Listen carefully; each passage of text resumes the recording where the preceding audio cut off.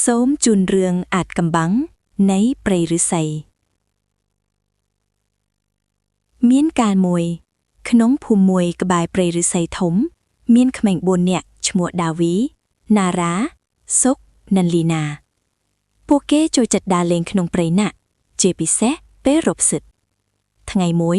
ពួកគេក៏បបួលគ្នាទៅរកផ្សិតដ៏ឈ្ងុយឆ្ងាញ់ដូចសັບមួយដងពួកគេបន្តដើរចូលកាន់តែជ្រៅក្នុងព្រៃឫស្សីរកផ្សិតបានកាន់តែច្រើនឡើងណារ៉ាជាអ្នករហ័សរហួនរកឃើញផ្សិតច្រើនជាងគេពន្លឺថ្ងៃកាន់តែចាំងតិចហើយមេឃឫស្សីក៏កាន់តែដួសជិតគ្នាស្រាប់តែសុកក៏និយាយឡើងថាយើងទៅផ្លូវណាទៀតខ្ញុំដូចជាភ្លេចផ្លូវហើយ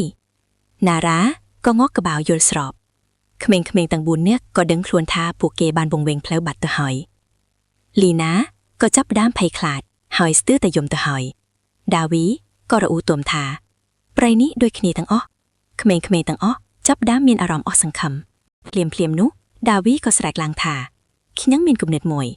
យើងគួរឡើងលើដើមឫស្សីខ្ពស់ណាមួយដើម្បីមើលផ្លូវសុកនិងណារ៉ាក៏ងក់ក្បាលយល់ស្របដាវីជាអ្នកក្លាហានក៏ចាប់ដើមឡើងដើមឫស្សីដ៏ខ្ពស់មួយណារ៉ាសុកនិងលីណាក៏ជួយចាំមើលគាត់ដោយបារម្ភគាត់ព្យាយាមឡើងទៅលើឯខ្ពស់បំផុតពេលឡើងដល់កំពូលដាវីក៏ស្រែកថាខ្ញុំឃើញទន្លេហើយទឹកទន្លេលាតសន្ធឹងយ៉ាងវែងឆ្ងាយគាត់ដឹងថាទន្លេនេះនឹងនាំពួកគេត្រឡប់ទៅភូមិវិញពេលដាវីចុះមកវិញសុកក៏និយាយថាខ្ញុំស្ដាប់សំឡេងទន្លេបើទន្លេនៅជិតយើងនឹងឮសំឡេងទឹកហូរគាត់ក៏ដាក់ត្រជាក់ស្ដាប់ដើមឫស្សីយ៉ាងប្រុងប្រយ័ត្នសុកបានឮសំឡេងទឹកហូរតិចហើយក៏នាំមុខដើរទៅមុខក្មេងៗទាំងអស់ដើរតាមគាត់ដោយមានទំនុកចិត្តឡើងវិញពួកគេដឹងថាពួកគេកំពុងតែត្រូវផ្លូវហើយស្រាប់តាលីណាក៏ស្រែកឡើងថាចាំខ្ញុំបានហើយដើមឈើនេះនៅក្បែរផ្លូវទៅទន្លេនាងក៏ចង្អុលទៅដើមឈើចាស់មួយដើមដែលមានផ្កាពណ៌ក្រហមឆ្អៅក្មេងៗទាំង3ក៏ងក់ក្បាលយល់ស្របហើយដឹងថាពួកគេពិតជាបានរកឃើញផ្លូវត្រូវហើយលីណាក៏មានមោទកភាពយ៉ាងខ្លាំងមិនយូរប៉ុន្មានពួកគេក៏រត់ចេញពីព្រៃឫស្សីមកដល់មាត់ទន្លេដ៏ធំទូលាយ